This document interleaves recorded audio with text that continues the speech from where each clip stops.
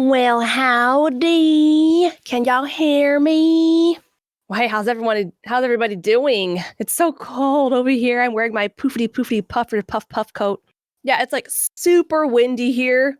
It was so windy when I was out driving earlier to get my truffles. My car was doing the whole like, let's go left and right instead of forward. Yeah. Well, come on, Rabbit. There's worse voices to hear mysteriously come out of your phone. Yeah, Pine. I really like the cold weather too. I'd rather be cold than hot. But anyways. So welcome, all you lovely people, or as Rouge would say, hello, darlings. It's so nice to see all you beautiful people here to worship my perfection. Well, yeah, so I think this is the very first stage event like this in Legacy. So as I was joking last night to the staff members, yeah, this can be the guinea pig event, but it should still go pretty well. And of course, since the whole voicing thing is my department, that's what this is primarily going to be about. But it would be cool if I could get other staff members and other departments to come up too, because then they can talk about what they do, because why not? Ultimate, come on now. I've always wanted to be a guinea pig. You hear that, everybody? This boy is disturbed. So I actually have some kind of an outline of topics based upon that highfalutin poll that I put out some time ago. And I very loosely organized them, by the popularity of the vote results. But, I mean, who's going to keep consistently 100% to any outline? How boring. Alrighty, so let me check what's going on here. Before I really jump into all this boring stuff, I always post things everywhere. So there were a couple comments in different servers from people just saying stuff about this event. Like we have an individual from a server called Hero of Mobius that said their question would be like, one question I already have, though it doesn't relate to voice acting, is, why is Tempest so freaking adorable? And I'll make sure to have Crim come up and answer that later. So that's one. Another comment, not really a question, is from the server Project Team Speed. Someone said, oh, wow, I've been loving this series. I didn't realize you were the voice director. That face. That's so cool. I can't wait to see how things develop, and I'm loving the character development mixed in with a unique take on Sonic 1, which we can thank all of our writers for that, because I have nothing to do with writing at all. In fact, I'm such a fail that whenever they talk about ideas, sometimes I only gloss over that because I'm like, writers just be doing writery lore things, and good job. See, Ultimate, the writting is good. Writting? What is writting? All right, so to be more serious, I decided to put on this stage event just to see what kind of interest there was with these kinds of topics, because honestly, people talk about voice acting everything from their own personal preferences to voices to their preferences on gear, yada, yada, yada, where you can audition, how you can audition, like, how could I do this? How can I get into that? How could I know these people? Like, where do you find all these projects from? And so on and so forth. And there will be things, of course, I'll weave in that are not specifically about Legacy, but I will try to always bring all these voice-related topics back to Legacy, because that's where we're at. So, as I said, I have this long list of things.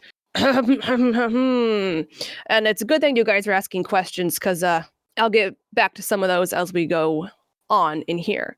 But I'm going to go over quite a bit of what I have written here first, because that might cause you guys to have more questions that I can start addressing after this, and scroll up and then bring in staff, and then they can talk about stuff off and on. So who knows what's going to happen? So when I looked at the poll, the first one that had like the most votes was general tips and info about how to voice act. And this is one of the subjective and objective topics, as is most creative things. So I have these notes where I go over to talk about like it's acting first and impressions later, and warm-ups and whatnot. So like, for instance, the first thing is always remember that you are acting first. I have people that come around and they go, wow, your impression for so-and-so character is so great. And it's like, okay, impressions certainly are required for, quote, legacy roles. And legacy is a term an industry term, not legacy as in Sonic Legacy. Legacy character or legacy role refers to an existing franchise character. Be quiet, Ultimate. My list is not that long. So, like, for instance, Steven from Steven Universe is a legacy character. Or, of course, Sonic is a legacy character. And all of those canon characters are, quote, legacy characters. Any original character or any characters that may not already have a canon voice could be considered non-legacy or original characters. So if you can do an impression of like Sonic and it's spot on for like Ryan Drummond or something, that does not necessarily mean that you can voice act or that you are a voice actor. That just means you can rattle off some lines in Ryan Drummond's voice, and good for you. But if you want to be a voice actor on top of an impressionist, you need to be able to use that particular voice to make and mold your own performances. And especially there's range involved to be able to go up 2 or 3 notches and down 2 or 3 notches in the range of whatever the voice is. I have had, I think the most interesting example of a person who probably would be like an impressionist and not a voice actor was on one of my previous Sonic character casting calls, where in some of the audition lines, it was like shouting. And I'll usually have a mix of lines, regular, freaking out, shouting kind of, and something else, because from the very beginning, I do that to see who can actually carry a voice and hold it, doing different emotions and performances versus those that can't. So this individual auditioned for Sonic, and they completely skipped one of the audition lines. And of course, I commented politely and I said, "So your Sonic voice is very good, but you missed this line." And they said, "Oh, that's because I can't do the line. Like, if I try to go up that much, my voice just cracks and I can't hold it." And right there, I thought, okay, well, that's part of the elimination process. I would not choose that person because they would not be able to hold this voice. That's why I always voice my original characters. Right. Okay. So that's one bit of advice. And if you're trying to work on a voice, there's no magic bullet.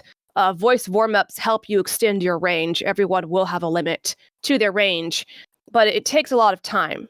Like, for instance, my Sonic VA, which is not the same as Legacy's Sonic VA, in my own server, I have a different set of voice actors for my own unrelated projects. So my Sonic VA, when I was talking to him, he has literally been practicing Ryan Drummond Sonic for 21 years. I don't think it would take that long for someone to get really good at a voice, but like, that's dedication right there. So his impression, of course, is like 98, 99% completely accurate. And now he's so good at it, he can go for like Werehog Drummond or Sonic.exe Drummond or anything else he wants. So that's that. Voice acting may require impressions, but it's acting first. The second thing I have written here is to be confident. Confidence is one of the most important key things that you either have already or you need to get when you're voice acting.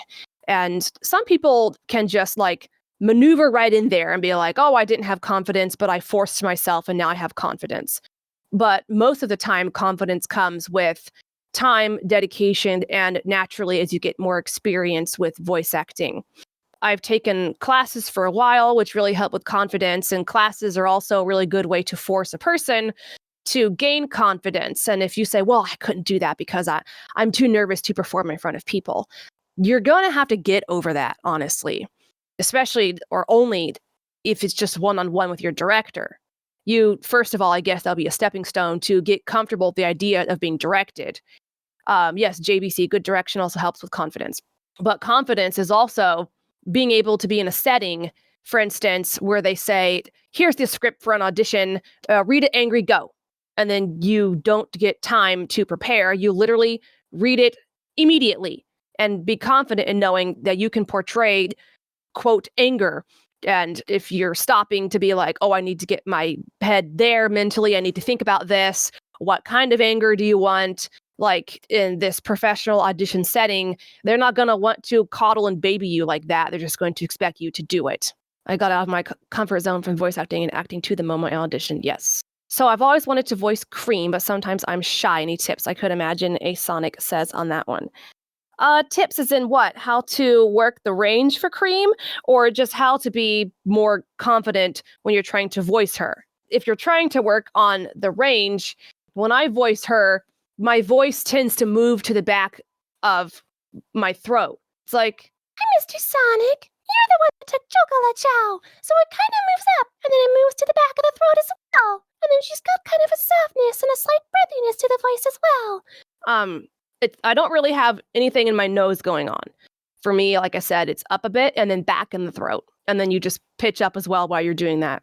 If you're having any issues with the confidence, once again, that's just working on it yourself and trying to be less concerned about if someone's going to come along and say, "Oh, you're so bad."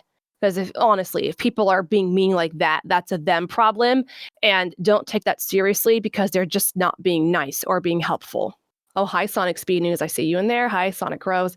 Before you do any voice acting, like every single time that you want to do voice acting, you need to do your warm-ups.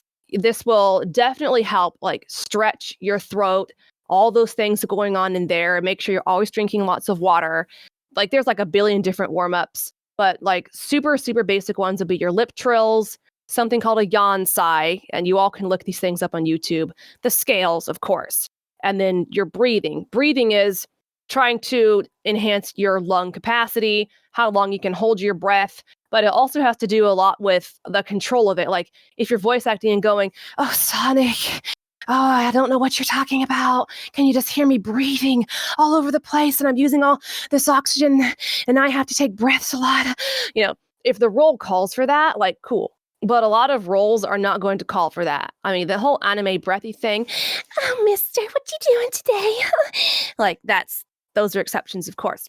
But breathing control is you being consciously aware of how much breath you are like exhaling as you're talking. So if you're going to say 6 words and take a breath, that's not that great. You need to be able to say more words and then, not being able to hear that picking up in your microphone because your microphone will pick up everything if you're being really breathy and all the pops are coming through. And that takes a while to build up as well. The basic emotions, if I backtrack, tend to be anger, sadness, confusion, fear, and happiness. If you can master those first and various forms of those, then you should be able to go from there. And if you're taking any kind of voice acting class, like how I take ones online, and you're in a fundamentals class, they tend to test you on that first before you can move into an advanced class. TwisterKing.com is a website I recently started using for tongue twisters. I think they may link them incorrectly alphabetically, but there's hundreds of tongue twisters on there regardless. Ultimate. Yeah, I know. A lot of voice actors don't like tongue twisters, but honestly, that's just too bad. Too bad. Tongue twisters are something that you need to be doing for as long as you are voice acting. The tongue twisters will help you reduce your sibilance. They'll help you reduce or correct accents.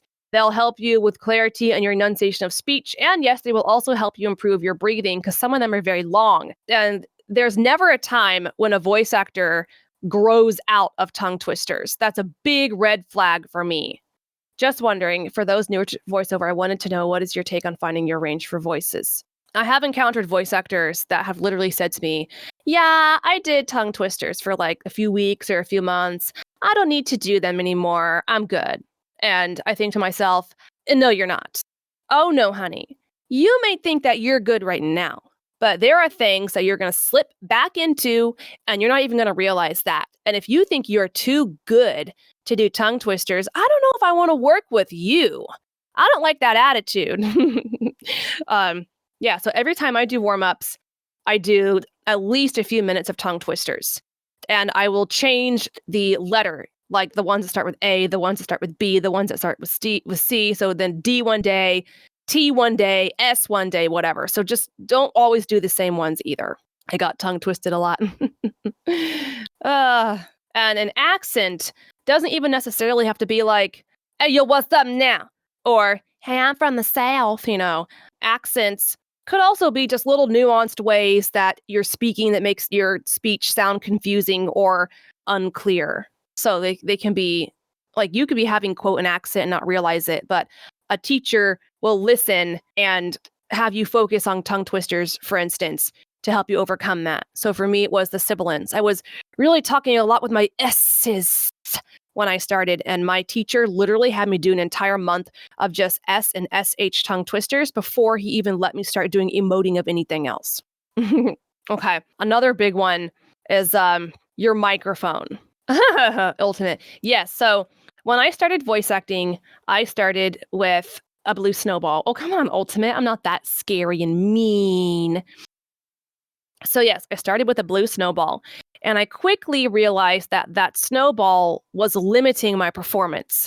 It was peaking very easily. So, like, how was I supposed to do full-on screaming, full-on crying, and so forth? Hey, Sonic Speed News. Yeah, so like 2 or 3 months into that, I realized I need to get something else. And so the blue snowball was still very helpful because it showed me that these things were limiting me. Thank you, Blind as a Bat. Now, since then, there are ways, for instance, that you can get around really easy peaking, even in something like a snowball or a Blue Yeti. So, regardless of what you used, it should be an XLR or a USB microphone. If you literally are just like, hee hee, ha ha, I just want to do like this 4-panel comic and it's literally just giggles and I don't care about quality or anything, okay, go ahead and use your phone mic or your built-in speakers or headsets or whatever. But in Sonic Legacy, for instance, we would never allow that. As long as I'm the voice director. So you need to have at least a USB microphone that sounds decent. I don't care what it is. There are some $20 microphones that are pretty good. There are some $80 microphones that are just rubbishy junk. I can't really give advice about, oh, go try this, or go try this, or go try this, because there are so many microphones. Like, I have an Aston Origin microphone, and I love it. Some people have Yetis, some people have Nano Yetis, some people even have blue snowballs. I think there's at least a couple voice actors in Legacy that are using snowballs. I have a Blue Yeti Satin. Let me read that. Like, I have a Blue Yeti Satin red microphone.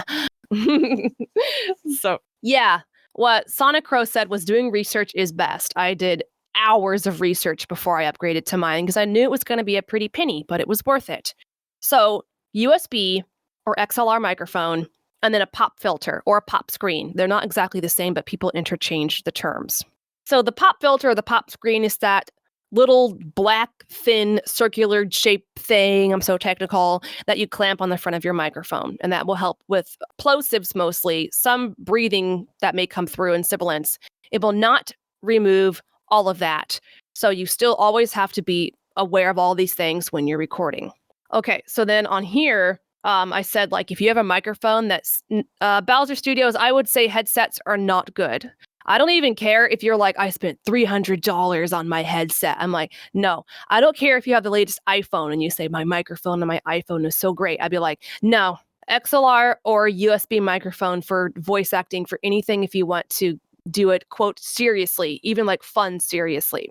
Ultimate, serious question. Would it help if you offset yourself from your microphone to reduce plosives? Yes, that can help, but that will also alter the way that the audio sounds. If you record straight on and then you move your head to the left or the right a little bit and record and listen back, there will be a slight difference in how that audio sounds.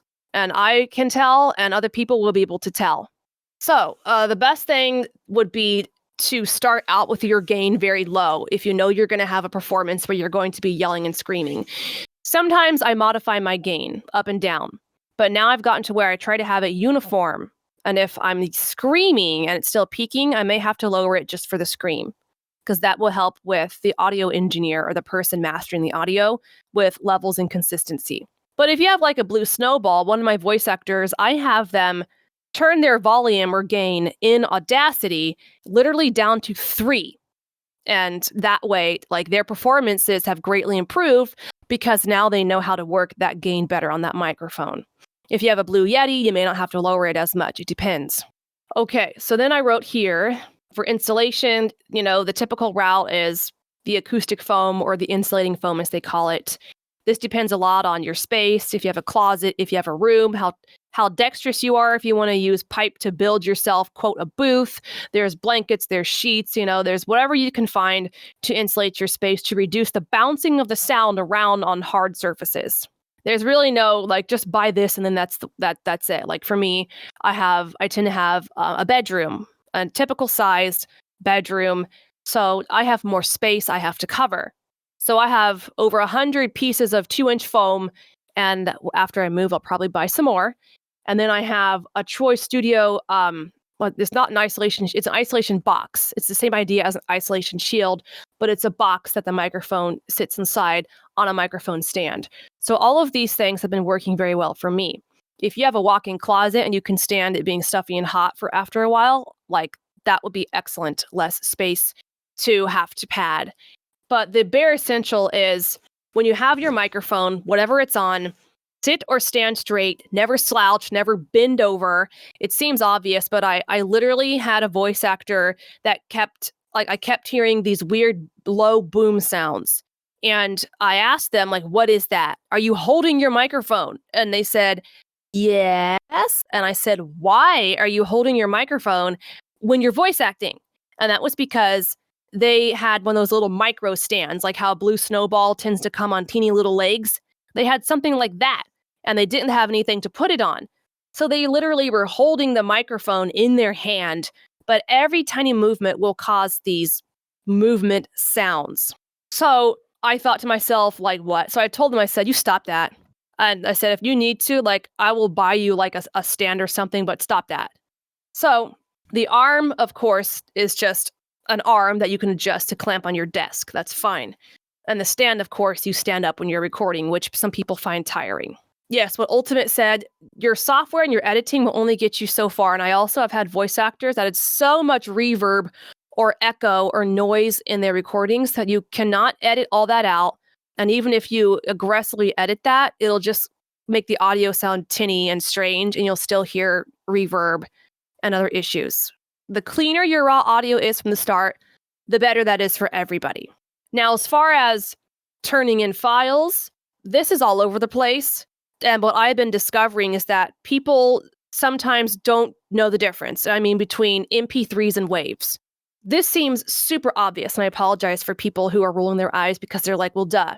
I even encountered this the other day, that there was an individual who didn't know about lossless versus compression, that MP3s, even at the highest bit rate, have compression. There's also FLAC, and there's other lossless formats too. As long as they're lossless, like WAV is a lossless file format, that's why they're bigger than MP3s. If there's no one specifying, always turn the files into your director or producer as a WAV, not an MP3. Sonic Speed News. I know it's not a big question, but I am curious, how useful is a pop filter? I know it's important to have, but how important? It's like super important. I have voice actors who started voicing for me that didn't have pop filters, and they had plosives coming in a lot. And after they bought a pop filter, they may still have had a few plosives coming through, but they were fewer and they were much less. Pop filters are also super cheap, like $5 to $10. And there are some people that even make pop filters from clothing. Certain undergarments, they may do that, and that's all I'm going to say. So I will harp all over you if you're voice acting for me and I find out that you don't have a pop filter. That's all I'm going to say. They're not really about reducing smacking. They're to help reduce the that plosive sound or the sound when you're voice acting. Yeah, I'm not very dexterous. I'm not making nothing. I'm just buying what I need. Ha ha ha. There's also a black mesh that some microphones have that's kind of like it reduces wind sound and other exterior sounds that you can put over the microphone. And I had that for my blue snowball as well. All right, so like I said, please submit WAV files to any projects you voice for. And sometimes people go, but they're too big to send in Discord, or they're just big. Can't I send in an MP3? And I'm like, no. And this seems to be something where they may have to be reminded. To this day, I'm still reminding voice actors to send me waves.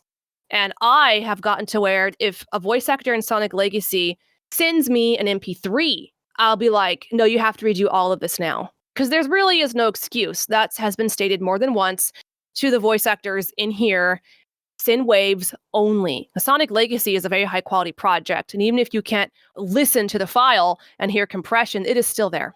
Yes, wave files at 90 seconds will reach about the 8 megabyte size, and this is if they're mono. So sometimes I will cut up my raw audio into pieces if I don't want to deal with sending it over Google Drive. Otherwise, of course, I'll just send them a link to Google Drive. And then after a couple weeks, though, I will remove that because no one has endless hard drive space in Google Drive. Let's see here. Yeah, so I said, never hold your microphone, sit straight or stand if you can, don't lean over, always have water with you, get an arm or a stand, and get a pop screen. So that's the end of that. The next most popular question was, what voice and audio stuff is in the works right now in Sonic Legacy?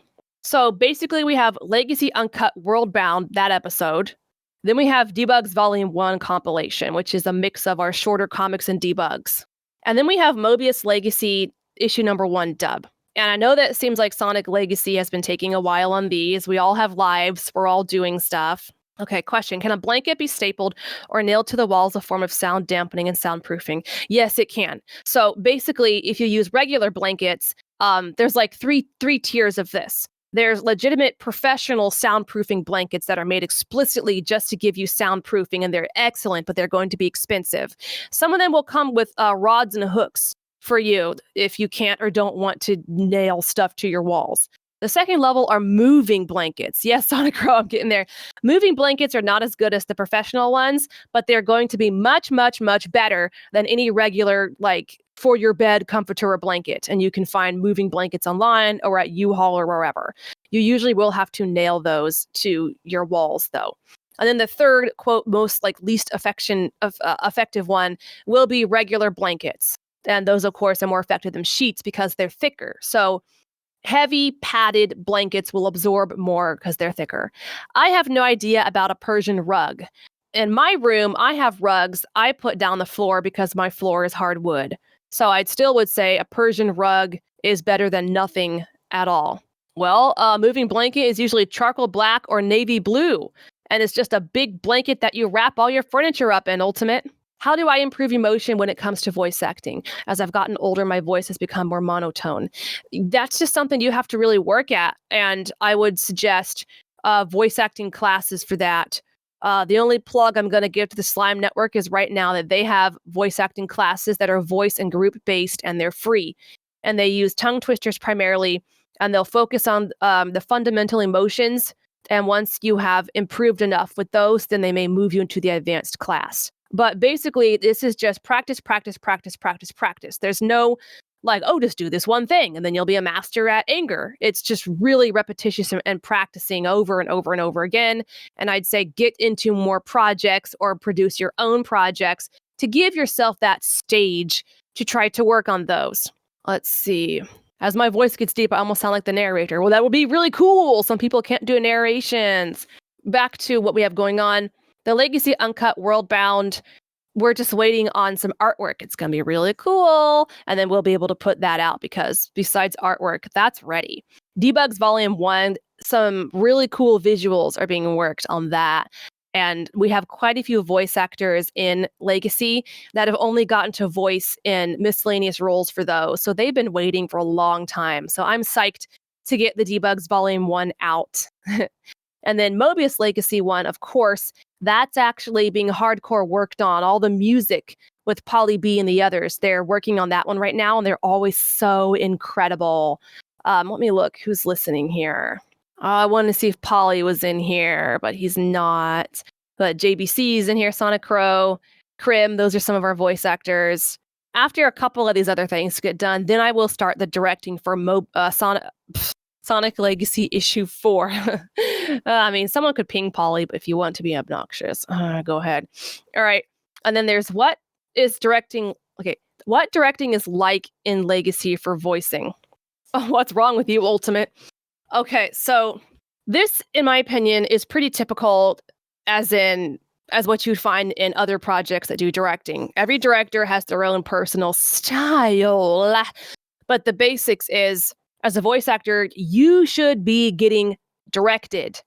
Like a whole lot of projects will just say, oh, self-direct. Or there's this idea still that if you ask to be directed, it must mean that you're not any good. Why is my phone going off? I'm not interested. Go away. If an actor is using a headset, Bowser Studio asks, is that an immediate turnoff in terms of fan projects? Not necessarily. Quite a few fan projects will be fine with a voice actor using a phone, as long as it, quote, sounds good. I am not. For me, automatically, like I said, I'm like, no. I'm in quite a few projects where some of the VAs are using phones, but if you do want to get in anything more serious, even larger, more grandiose, like indie or free fan projects, you, again, should consider getting at least a USB microphone. SonicQrow, in my opinion, being directed is the best way you perform what the director wants. Yes, that's where I was leading into this. Even professional voice actors get directed. if you aren't getting directed, I'm like, okay. But I've also come across people that say, like, I've been told, oh, you don't need to be directed because you're legit, whatever.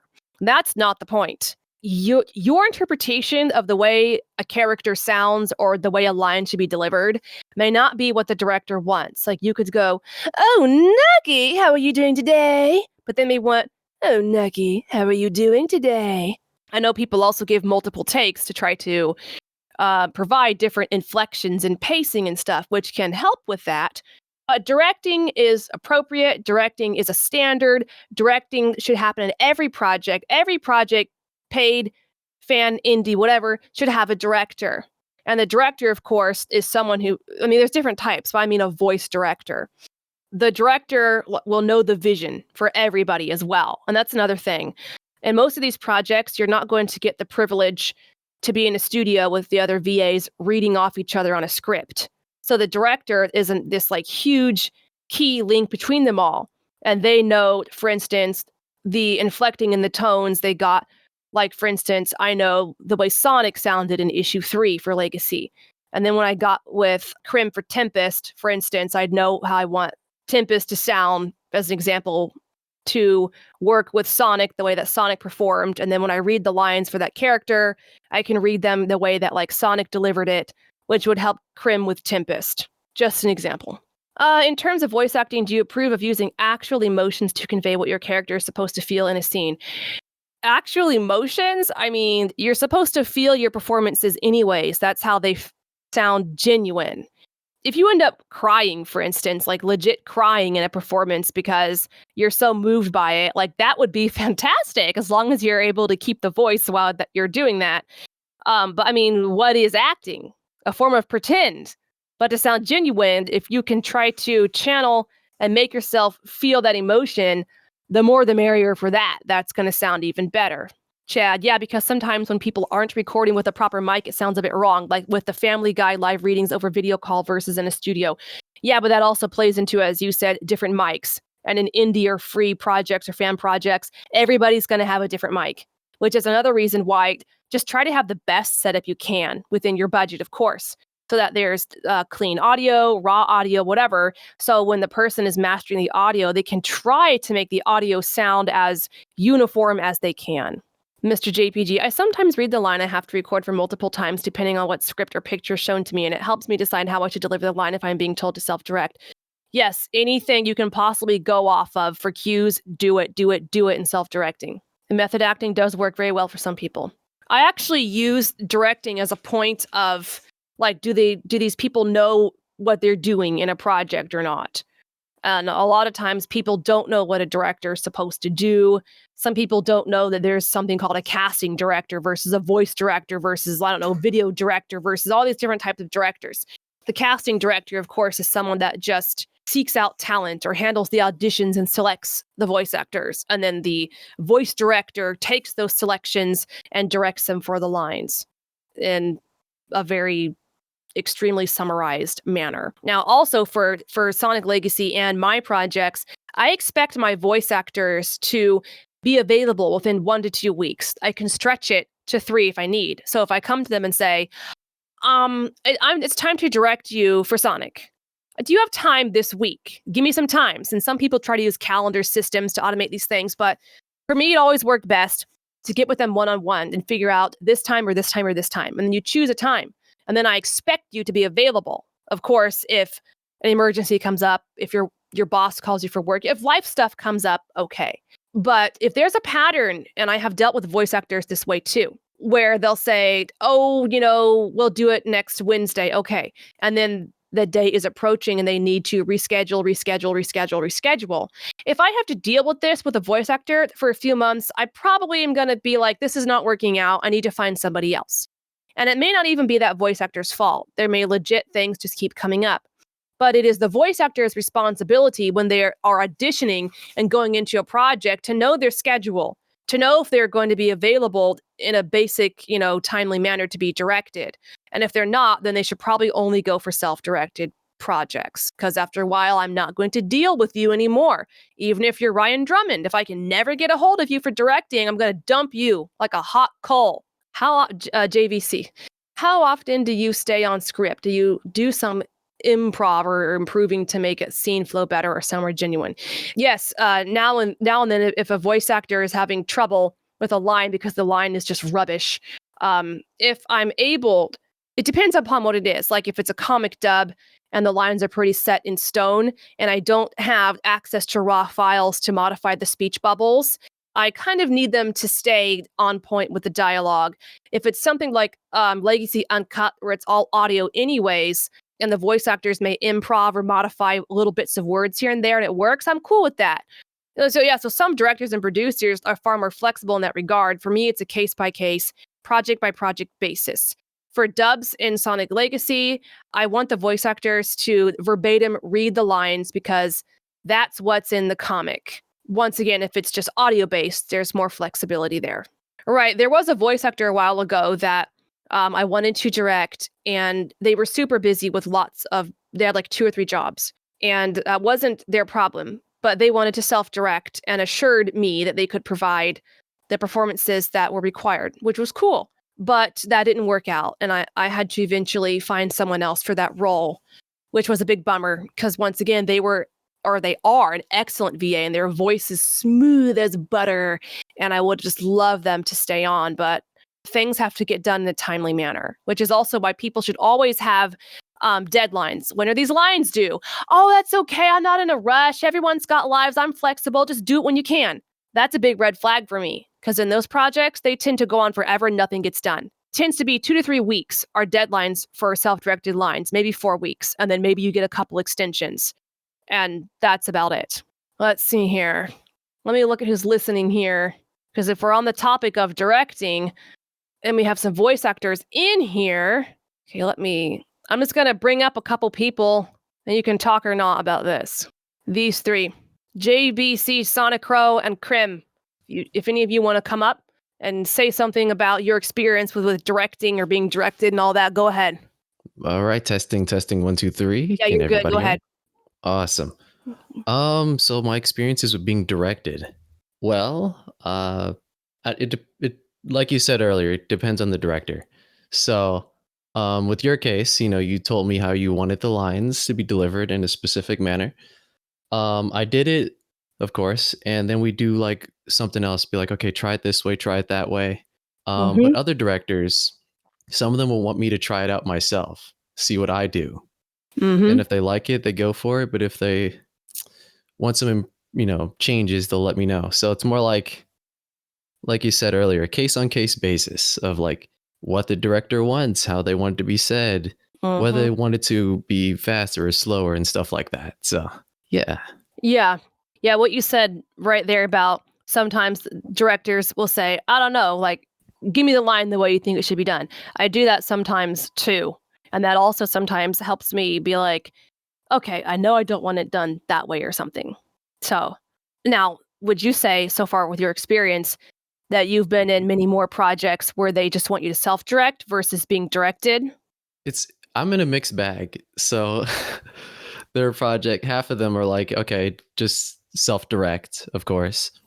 But other ones, I've had it to where I've been directed, or I've requested to be directed, so that like I know what they want. But I think that answers your question. Yeah, you're lucky then, because I'd say 90% to this day of projects that I'm in, they all just do the self-directed route.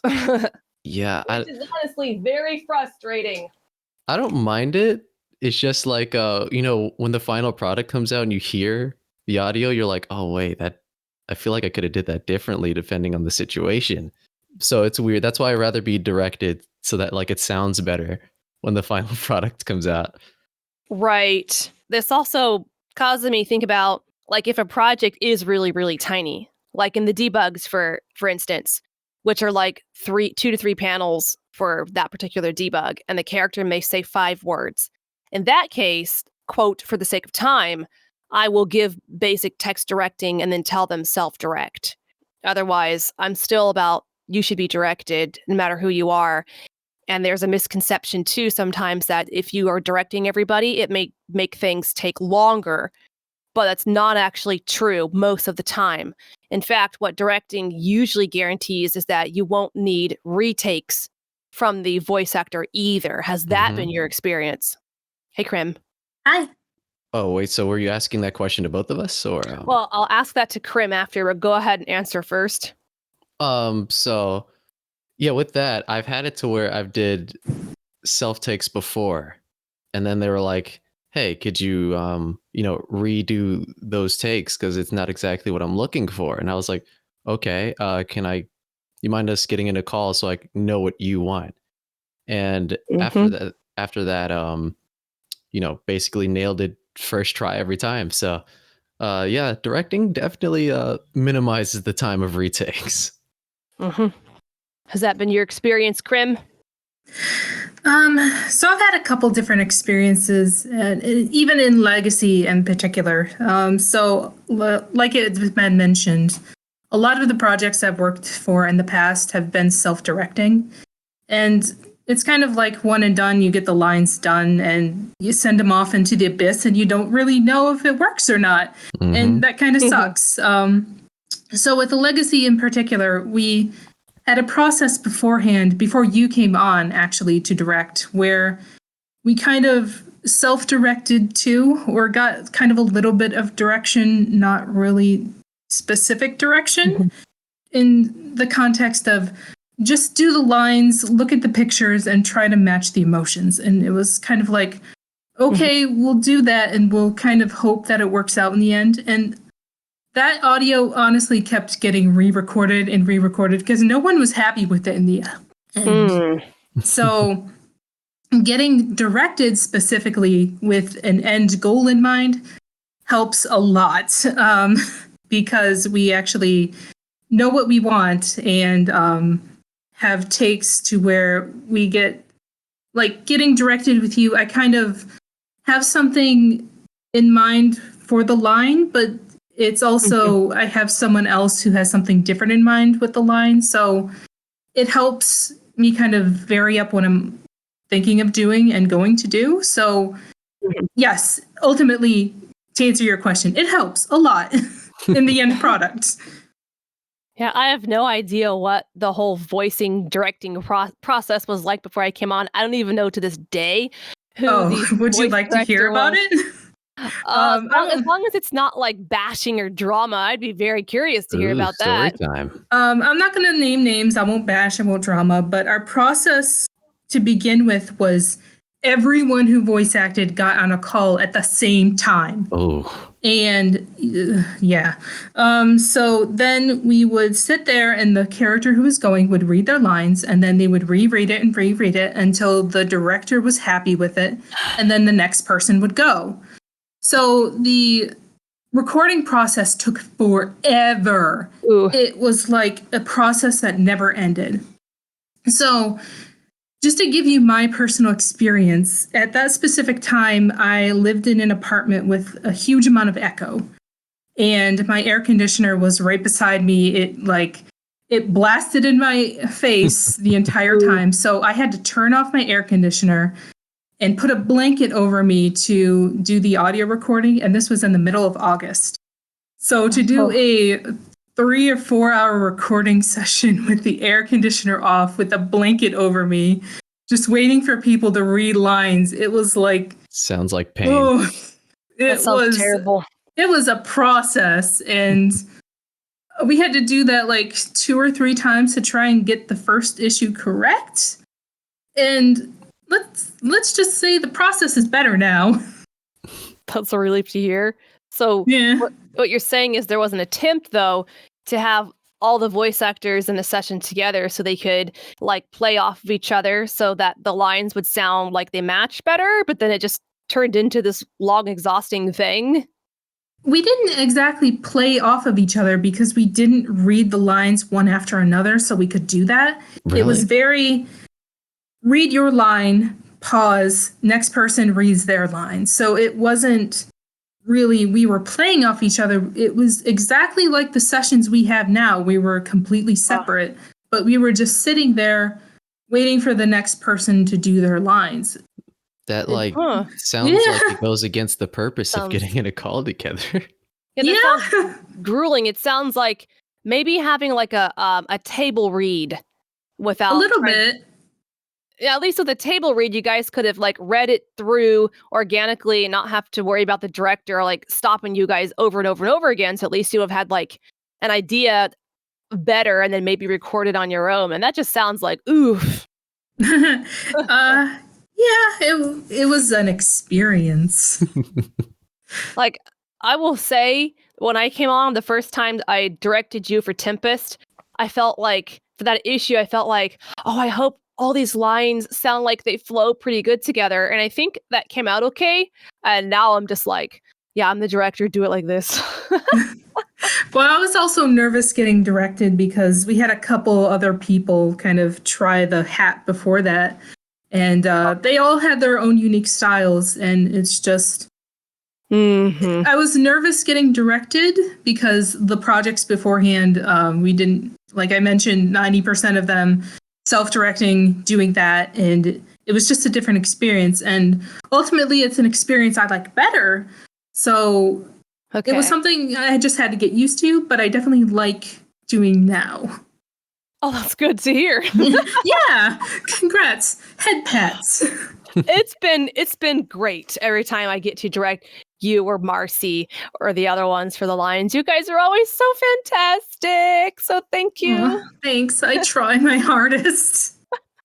Oh man, it always comes out sounding so great. The only thing I cannot get over is when people, those few times people thought that I voiced Tempest, and I don't understand that because you've been voicing Tempest since before I even knew Sonic Legacy existed and the credits are always stated. So I don't understand that. Whatever. I don't know. I'm sorry for Oh. that. It's always flattering being mistaken for someone so talented. Oh, get over it. You're very talented. Aw. Please now. Well, do either of thank you you. have anything else to say regarding your experiences with all this rambling nonsense I've gone on about directing and microphones and spaces? Like any words of wisdom to give everybody? I gotta think. Use the old brain. I don't know. I guess it also depends on the mic you get too.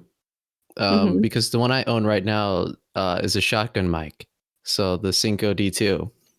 So Mhm. I mean, treating your space is always the best thing to do, especially when recording. But it also depends on the type of microphone you have, and the distance you have it from your mic. I don't remember if you said that or not today, like how far you should have the mic away from your face. Most of the No, I time when didn't talk recording. about that. So you want to talk about that? I feel like you're better at this than me. I guess it also depends on the mic you have. Mine is long Mhm. mic. So I usually keep mine, roughly like, how far is this? Maybe like 8-10 inches away from my face. Unless Mhm. like it depends on how you're delivering a line or how you're doing. Because if you're screaming, like you said earlier, face your head to the side, turn the gain down, go all in. But when you're just doing basic lines, keep it a good distance away from your mouth. I'd say maybe 6 to 8 inches away. You don't want Mhm. people to hear you breathing in the mic, so keep it a good distance and just deliver your lines the best you can. Of course, with direction, if anything, definitely with direction, best thing to do.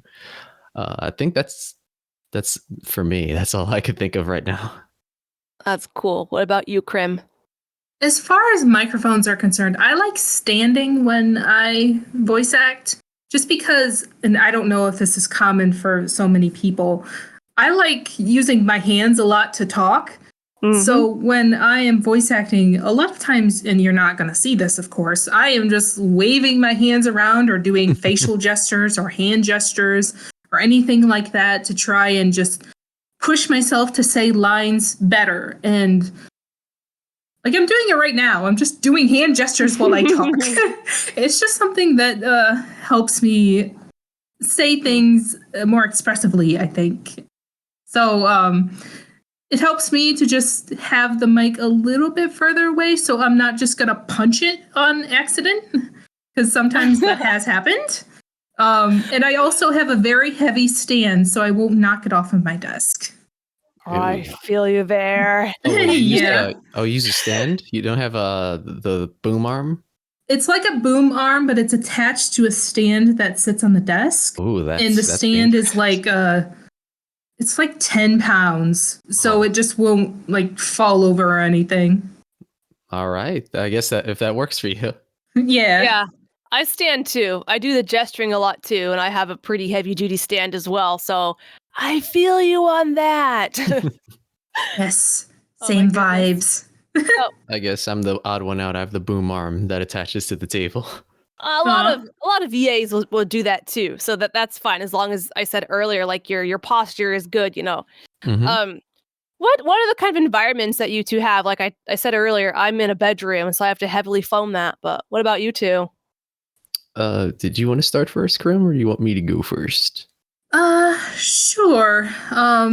So I'm in an office space. I haven't actually recorded anything in this space since I've moved in though, so I can't really say anything for sure. Like I said beforehand, I had recorded most of the things in a bedroom and it was kind of echoey and I had soundproofing on the walls. And it was a pretty small room, so I didn't have that much problems with echoing. So I just had soundproofing as much as I could and just made sure to turn off everything in the room and hope to God that they weren't mowing the lawn outside that day. Oh, I feel that. That's pretty much it. That's great. Yeah. Well, I guess to answer that question, I just literally recently moved rooms like yesterday, so all the padding is literally on the floor next to me. So I have no padding up currently, but I had some on the walls covering the corners and everything. I'd also have like this backdrop behind me as well, just to have this big sheet behind me to block sound behind me and everything. But like I said, I have this shotgun microphone, so most of the sound is already taken away from me, thankfully, because of the mic. But limiting the sound, sometimes I put a blanket up. Sometimes I'd, try to put the little blanket a little closer.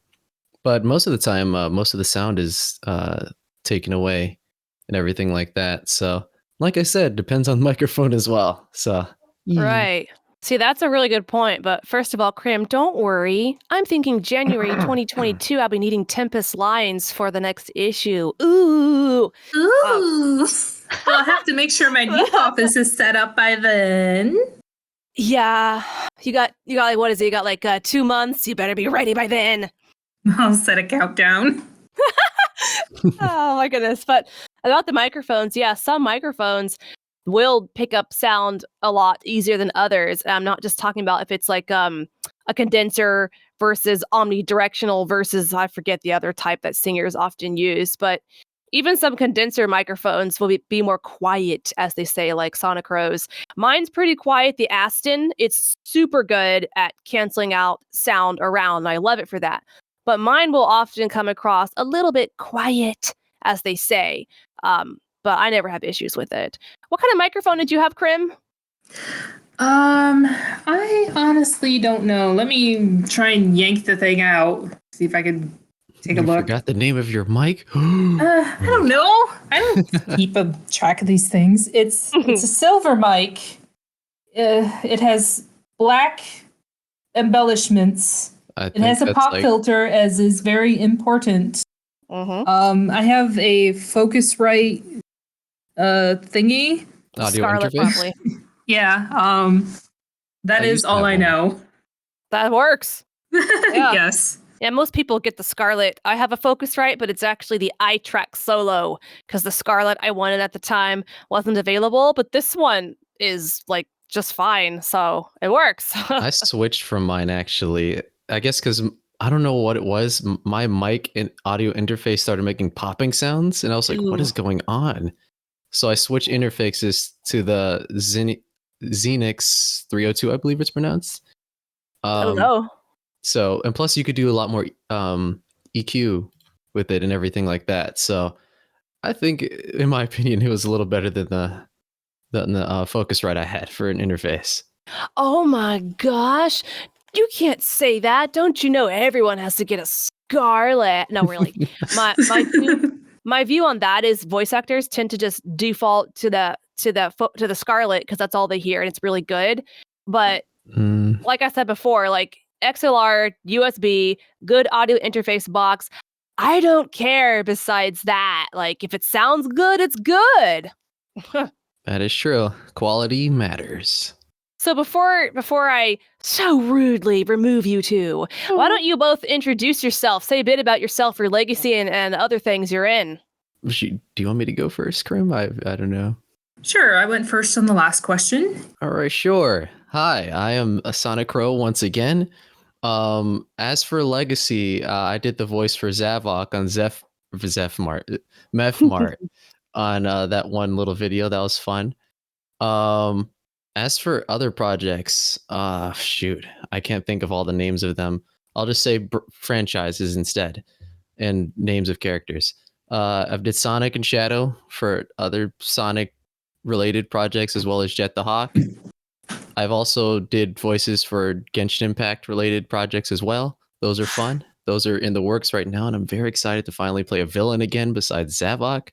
Besides that, probably some other ones, some smaller projects and everything that I can't think of the character's name because there's such tiny projects, but that's all I could think of off the top of my head.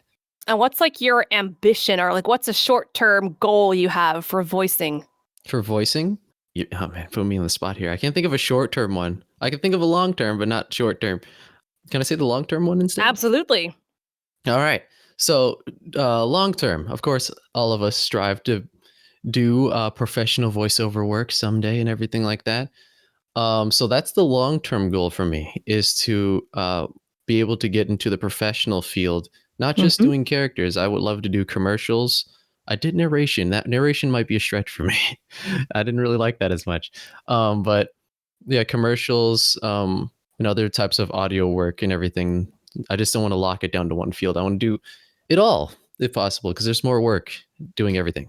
Yeah, that's super realistic. I come across voice actors still frequently that just think, anime, video games, that's all I want to do. And it's like, honey, you need to be willing to do many other things. To be honest, like commercials are where the big bucks are at most of the time. So, yeah. Yep. What about you, Crim? So introduction, I am Crim. I started Sonic Legacy way back when it first started. I auditioned for Tempest thinking that she was a minor character and she would never appear in that many things. So I stand so very corrected. I don't do that many other projects. I've done a couple other voicing projects, Sonic related. I don't know if they're still around. I voiced a couple other projects doing Nicole. That's usually who I ended up voicing for some reason. Otherwise, as far as voice acting is concerned, I'm just in it kind of to have fun. I wouldn't mind in the long term maybe voicing audiobooks, but I don't really have any specific goals. I just want to have fun. That's all. There's nothing wrong with that. Yeah. And you also work in the art department for pencils and concepts here in Legacy. Yeah, I do pencils, concept art, flats if you want me to. Just whatever you want me to do, I'll just do it. And you're fab. Everyone here, that was so fab, but I mean it. Oh, dang. I just remembered other characters I did. Okay. Well, Okay. I think we have 2 or 3 questions, and it'll be fun to break up my long document here for the questions. So do you two want to stick around while I bring people up for questions, or? Sure. I got time. Sure. Alrighty. All right, let's bring up. Oh, look, they all chickened out except one person. Ooh, more people. All right, JVC. Hello. What's up? How's it going? Nothing much. On the bus home right now. That's fine. What's going on? I just came on in to see what's happening. Oh, that's cool. Do you just want to chit chat, or do you have a question? Mostly a mixture, but yeah. Do you have any? Could you repeat? It broke up. Do you have any specific pitches you look for? Like Like how you want your characters to sound? Oh man, in Sonic Legacy Project, as the director, you mean? What do I look for? Yeah. Well, from that slant, it's yeah, sometimes characters have voice types. Sometimes though they're very open-ended, like especially in Legacy Uncut. Like there's a character, the human character, and the only thing I got from 9 was like maybe give him a mid-tone, a bit of a southern accent, but don't make him sound like a stupid stereotypical southerner, for instance, in a bad way. So then I just told that to the voice actors and got a few auditions, and then the way that one of them, the one we chose, the way that he slanted the voice was just really well done. I said, oh, that one works really good. If it's original, there's more flexibility. Usually it's not so open-ended, though, that I literally could not say anything. At the bare minimum, I'll say, this could be like a mid-upper range or mid-lower range, but the voice should be smooth. It shouldn't be gruff, for instance. And then besides that, I tell people, give me multiple takes of the lines, test out your pitches, test out your, like, the way you're speaking the lines so I can hear a range and get a better idea. And that's about it. Okay. Well, what about like most that voice changes, but how do you want that to go? I couldn't hear all that. I apologize. You broke up again. Could you repeat? You know how it's the character's voice are similar but sound slightly older. If you're asking like if a voice actor's range alters or if the character ages and their voice changes, with the latter one, if there's a character and they grow older, like from juvenile to adult, I will try to see if that voice actor can perform the character's voice like lower, for instance, when they get older. Or like, for instance, with Marcy or Nezumi, who does our Sonic, in Legacy Uncut, I needed her to pitch up a bit because Sonic was 9, and she was able to do that. So I'd find out first if the voice actor could do that. And if they couldn't, then I probably would have to find somebody for those specific situations where the character needed to sound younger or older in some capacity. But I wouldn't just be like, oh, goodbye, regular voice actor. I need to find someone else. I wouldn't just do that right away. Does that answer your question? Are you there? Hello, JVC. Well, Oh, He's yes. responding in the chat. okay. All right. That's cool. I'm glad we could answer that. So I'm gonna pop you off and I'll get somebody else. Thank you. Let me see here. All right, Jackman. Come on up. Hello. Ooh, sweet. Sorry. Blow my ears out. Voice What's going on? sounds really weird. It's How you fine? Huh? So what's up? Hold on. Let me switch to. Mm-hmm. Oh, hold on. I gotta. Oh, they popped. I better invite them up. They popped right out. Aw. Oh, sorry about that. I'm just trying to get the speaker on. I don't know. We Take can your hear time. you. So Yeah. Hold on. Let me. I can't. Hold on. I mean, I can sort of hear you, but I kind of can't. Hold on. Let me. Is there a speaker mode for this? what do you mean speaker mode? I can kind of hear you, but it's kind of soft. But it's kind of like quiet a little I guess bit. it would depend on your device. If you're on a phone, there would be speaker. Yeah, are you wearing headphones? No, I'm not wearing headphones right now. You could also right click on our names and up our volume on your end. Let me see. Okay. Could you say something, Clash? Hello. Okay, maybe. Oh, hey, Crim. I actually have like a question for you. Yes? Are you that same? I know there was like a Freedom Fighters like fan comic that someone also named Crim did. Are you that same person that did that a couple of years back? I'm not sure. We should probably keep these questions specifically to Legacy, though. Yeah, but I'm just wondering for you because I know there was like a fan animation, like it's reposted on YouTube like before. I did a fan animation, yes. Oh, it's you? Oh, wow. Small world. I'm actually kind of relieved because I thought you were kind of a little depressed about that, and I don't really remember what happened or something because that was like years ago. But anyway, Okay, now that that's cleared up.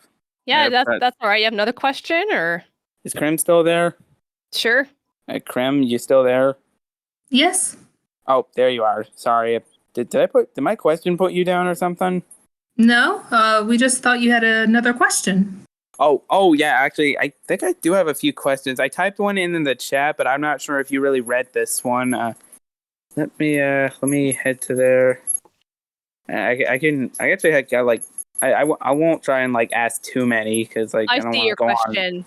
Is this I the don't one wanna- where you asked when will Clove the Pronghorn show up? Yes, and what that will their one. story be? That's the one. Well, I wasn't sure. that's spoiler territory. I apologize. We can't really talk about that. No, that's okay. That's okay. Although I'm actually like wondering what this version of Clove's story is like because I know in like the Archie comics she was an egg boss, but I mean it's like it's obvious that this one is like going in a completely different direction.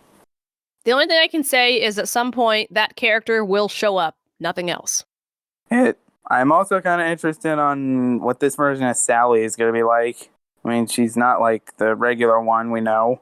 Well, once again, a lot of that is spoilers, but I Huh. can say that she's, she and Sonic did not know each other prior, like they did in Archie.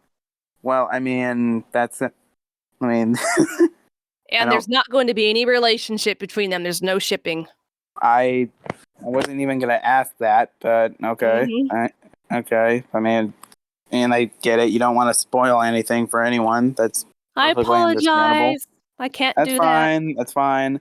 Let me think. Trying to think here. Like, I guess the only question I can think of is like, are there gonna be any other characters from like other previous continuities or something that'll appear at some point in Legacy or? Well, there most likely will be. I mean, for instance, first of all, we have the confirmed voice roles channel, which does list, people like Knuckles, Amy Blaze, Vector, Shadow, Nicole Silver. So you can look at that and know at least for a fact that those characters will show up.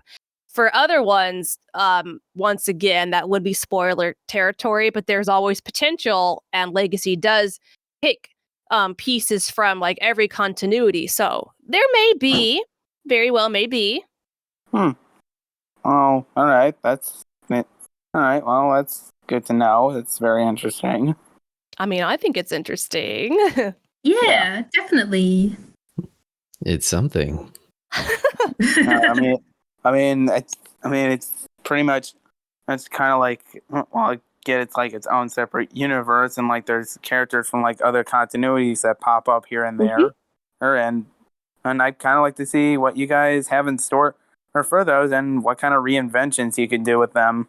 The idea or the slant that they may or may not be somewhat different from canon continuities. There may be something there, but once again, I can't really say. Well, I understand that. I'm just saying since from what I've seen so far, some characters are like it kind of okay, maybe not reinventions, but more like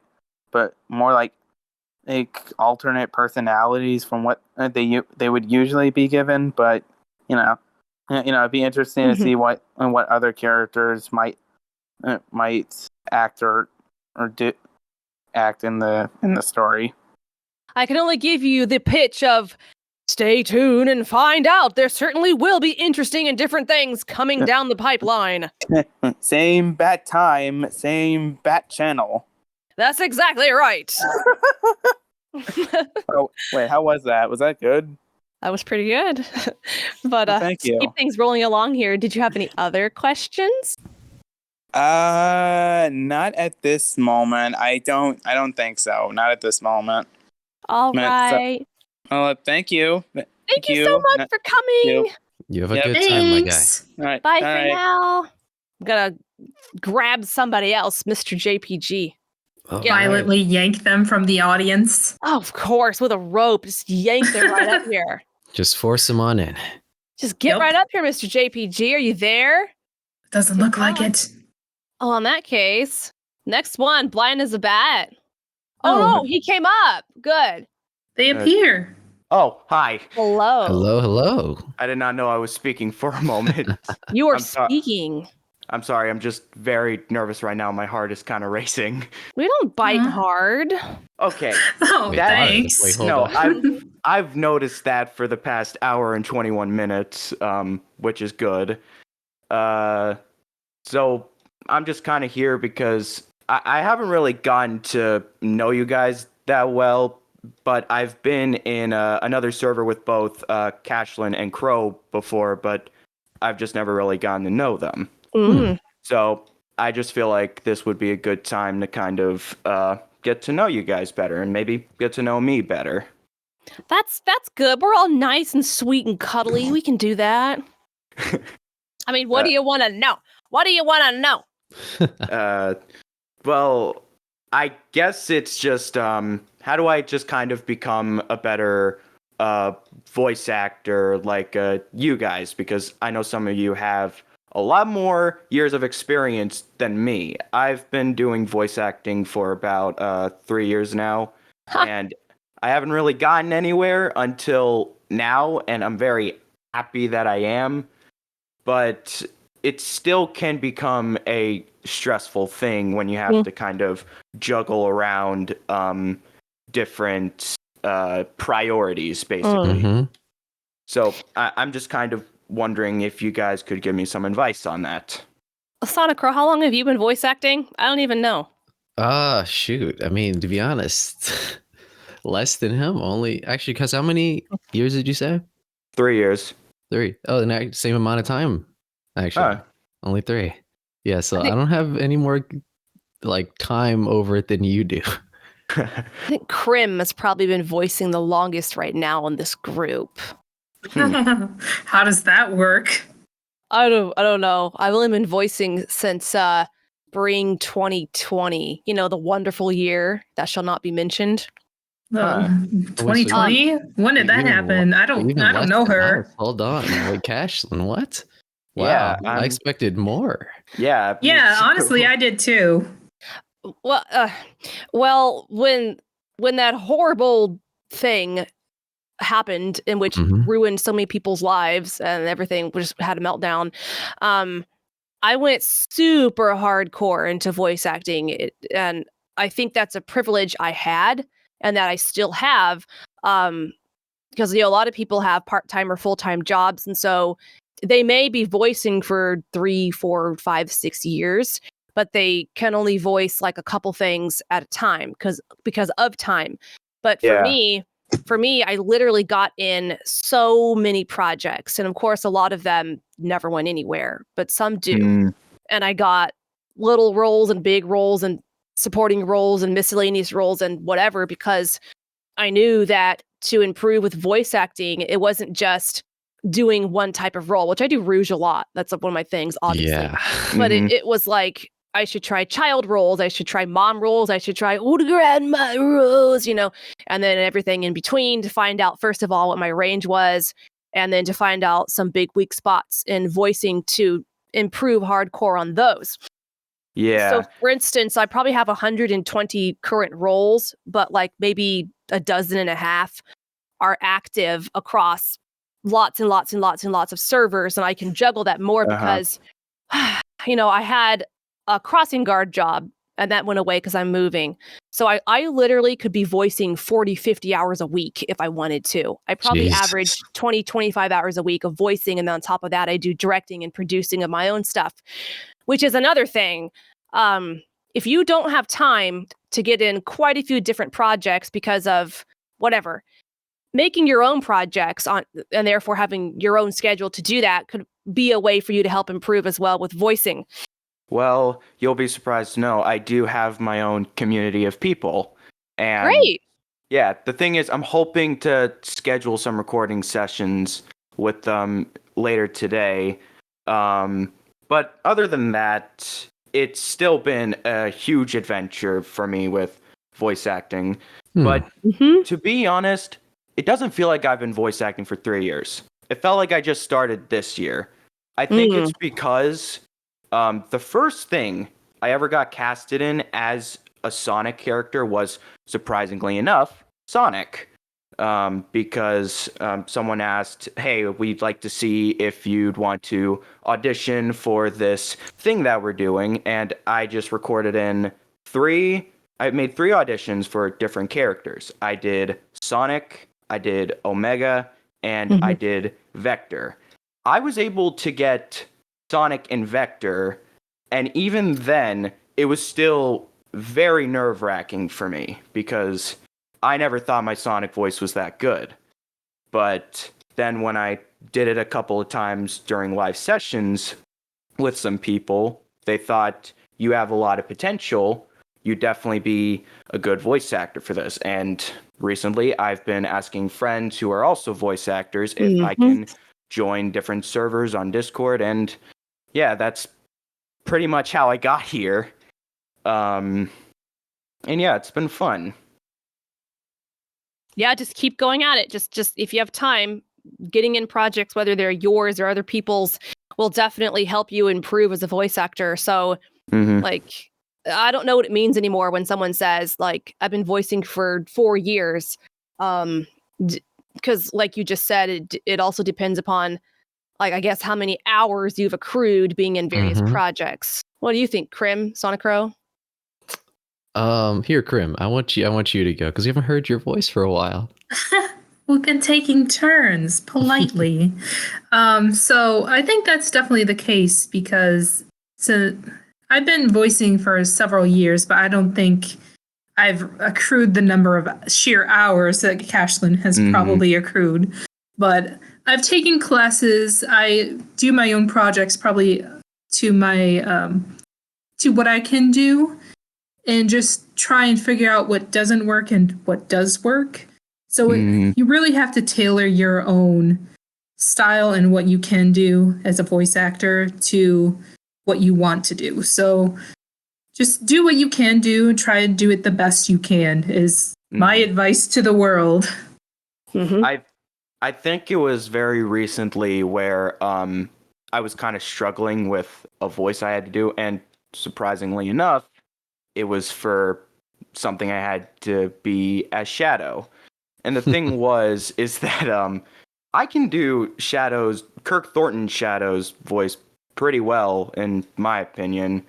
But the thing was, for the line I had to do, it was very difficult for me because basically he had to be ominous and, be like, Sonic the Hedgehog. Oh. And the thing is that I did have to self-direct for this, but I hated how I always said the line Sonic the Hedgehog like a snake. Because I was always like lingering on my S. I always heard back after recording on Audacity, and I'm just like, no, this is not working. I spent a good 15 minutes like trying to perfect the voice on my own time. I looked up tongue twisters, and for the most part, after I think about 30 minutes, I think I finally got it down and sent them in. And yeah, they got approved, thankfully, which I'm happy about.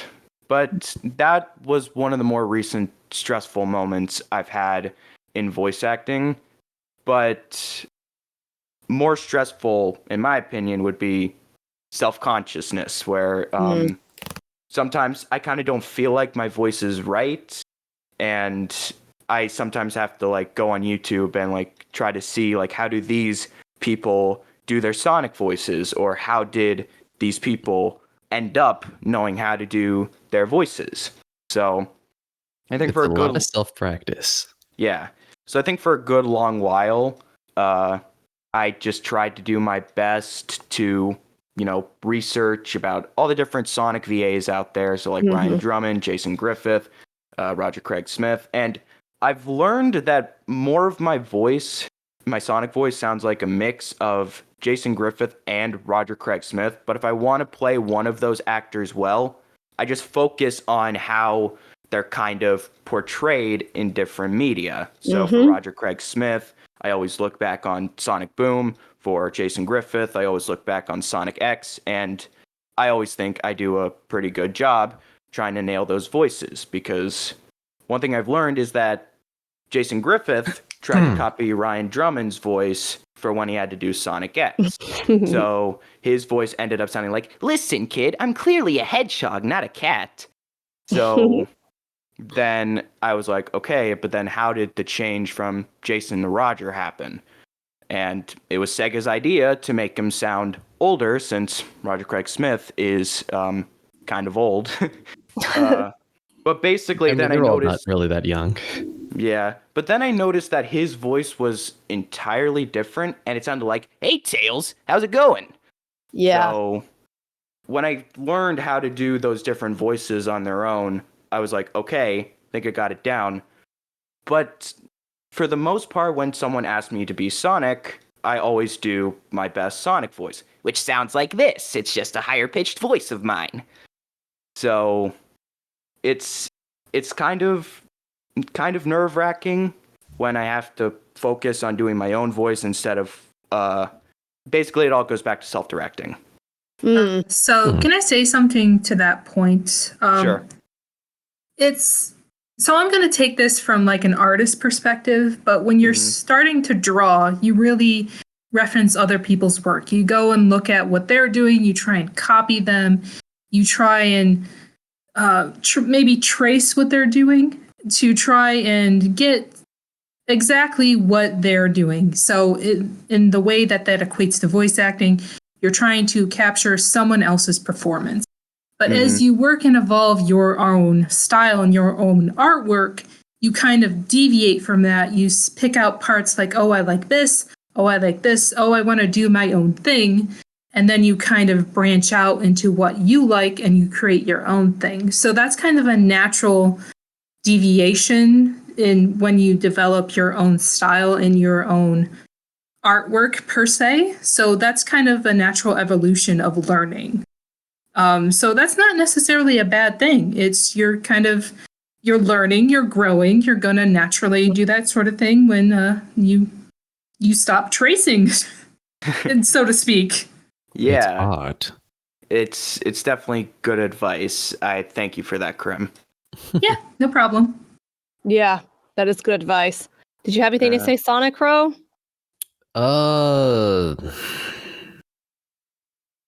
Not really. You guys kind of already hit the marks. Is really all the stuff I'm going to say is just going to be like filter. So Pop filter? yeah, sure. Let's make it a pop filter. Okay. All right. Well, I think I've been speaking for long enough, so I thank you guys for bringing me up here. Sure, come again. That'd be great. All right. Hi.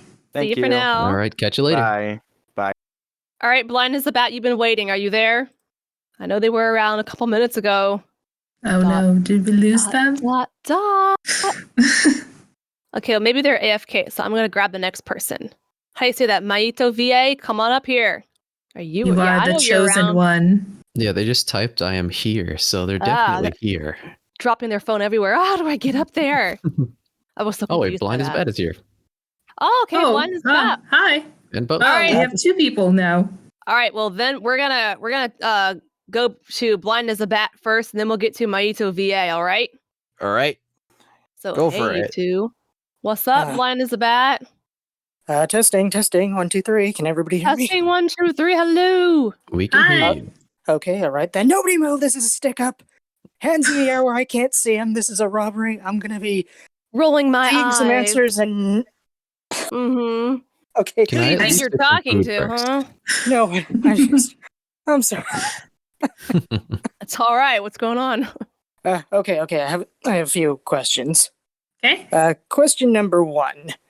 Do you guys ever, during recordings, do you ever have with improv where you just go, oh, I wish I could keep that, or oh, hey, maybe we could use this for something else, for, I don't know, maybe a different project altogether in the legacy pipeline? Well, for Legacy, I haven't really done that. I talked about this a bit ago, where usually I want it pretty verbatim if it's something visual. If it's like Legacy Uncut, where it's audio, then every now and then a voice actor will tweak a word or part of a sentence, and it works. In other projects, though, there may be more of that ad-libbing or improv or changing, but for me, not really. What about you two? Is this specifically to Legacy itself or to other projects? Well, I'd say you could go with Legacy first and then maybe talk about a couple others if it doesn't take too long. All right. Well, with Legacy, no, has not happened for me. Other projects, it depends. Where we did some improv work before, and we use that same thing that we joked about and use it in a different project, or like as a little skit. So I've did it only a few times. As far as I'm concerned, Legacy is pretty on script. We have to stick to the lines that is in the script because when we do the comic dubs, people are going to be literally seeing the comic bubbles on the screen as we do the voices. So we can't deviate from that. So there's not really any ad-libbing that we can keep in even. So I don't really want anything that I say to be kept in. And I don't really do any ad-libbing in my recording sessions. The most ad-libbing I'll do is I'll mess up a line and I'll swear. So do I want that kept in? No. Probably not. No, Bloopers. amazing. There are bloopers out there. You will never see them. Oh, Bloopers. pity. Okay, next question. This is sort of a legacy. I'm not sure if this is going into spoiler territory, but with Krem as the voice actress of Tempest, do you ever have like any like go to Celeste or anyone on the writing staff to sort of, hey, maybe this character could go this way or do that, or maybe get a super form? Just asking. Like, do you have any input, or you just, I'm here to say the lines? I try and keep a complete disconnect from what they say and what I say and what they want her to do. So I don't really ever go to them and say, hey, please have her do this or please have her do that. I want her to be kept as consistent their vision as possible, and I'll just say what they tell me to say. If they ever in the future want feedback from me, I'll gladly provide it, but not right now. I won't go up to them and try to influence their opinion. All right. Right, I think I should have written some of these down. I think I'm out of questions. Oh, okay. Right, yeah, I'm not used to doing stuff like this. That's Yeah, fine. fine. If you have any other questions, though, you can list them in text and we can address them. Fair enough. Anyway, I am just going to make my escape with a smoke bomb! All right, bye. Bye. All right, Maito VA. Now we're all looking at you. Yep, you're all looking at me right now. I'm the voice behind all the characters. Okay, now where did I put water? Well, I did had some thoughts about warm-ups and the microphone tests and how I experienced voicing a lot of characters and creatures I remember. Okay. Okay, sorry, I just got too nervous. Take your time. Okay. The thing that I know so far is that I practice my warm-ups. When I started writing the script and finished it, I practiced voicing that character. No matter how many times I tried and practiced a few, when I play back my voice after so many takes and tries, it finally sounded perfect. Especially if there's so many bloopers. That's when I started on 2018, almost 4 years ago. The experience I remembered was doing a little warm-up, getting my water in case my voice comes dry, and even making sure the microphone's gain is at the right volume. In case of background noise is heard, I had to wait until the room was quiet officially, and then I could start recording in Audacity, sitting on my chair with a TV and laptop in front of me. Then I decided I have fun voicing every character that I can remember. Then I did a few laughing sounds, so many snorts, a lot of funny screams if I needed to lower my gain. Then I voiced creatures and monster characters such as zombies and did alien sounds. And then I started voicing Sonic around 2020, since the masks have a right, as I would say. I did a Jason Griffith impression from my show's episodes from 1 to 10, and then episodes 12 to 17. I then now did a Roger Craig Smith impression of Sonic. It's before I switched from the old and into the microphone a year later today. Although, there was something missing. My room, unfortunately, isn't soundproof.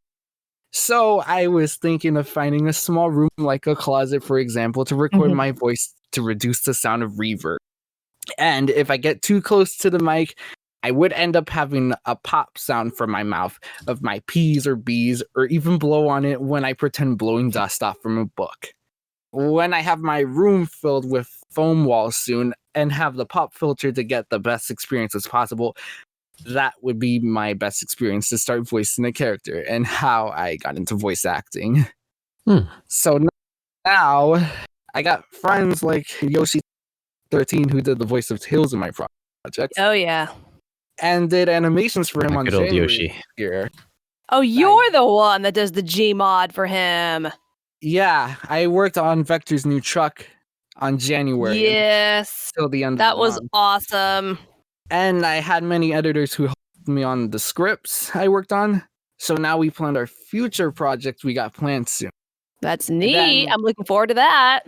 Yeah, and then I did some Gmod animation renders for the posters of my next content, which I plan to work on for Halloween soon, or late Halloween, and did stop motion so far, and became so good at it. I mean, all that is really cool, so. Yeah, and one more thing before I wrap up. I asked myself, as if I don't want to go into spoiler territory, I wonder if I can start reading the Legacy series from the start. I know the site has a lot of interesting features. I mean, our comic is on our website under the Read tab. All 7 issues are up there. Yeah, I'm looking forward to reading that. Pretty good. So that's all I have. Yeah. That's all not I have. spoilers. I mean, just get on over there and read those issues. Don't you know you're missing out? Yeah, no spoilers, please. Anyways, that's all I have for the moment. Thanks for having me, and I hope I enjoy reading comics. And good luck on the other future projects. Well, thank you so much for coming. That was great. All right, you have a great time, man. Yeah, thanks, you guys. All right, so let me move them to the I'll leave audience. for the next person. All right, All Bile right. Marvel, are you around? I see you're talking. I know you're around. There you are. Hello. Hi, how are you all doing? We're pretty good. What's Doing up? awesome. Hey. Not too much. I just finished well, I guess I'd call it brunch at this point because I'm gonna head out to work probably in maybe an hour or so. All right. I've written down my questions in the note document, so I'll try to keep this short and brief so that everybody else can go as well. Okay. First question, how is Tempest so freaking adorable? What a question. La la. Is this question for me? Because I'm bad at improv.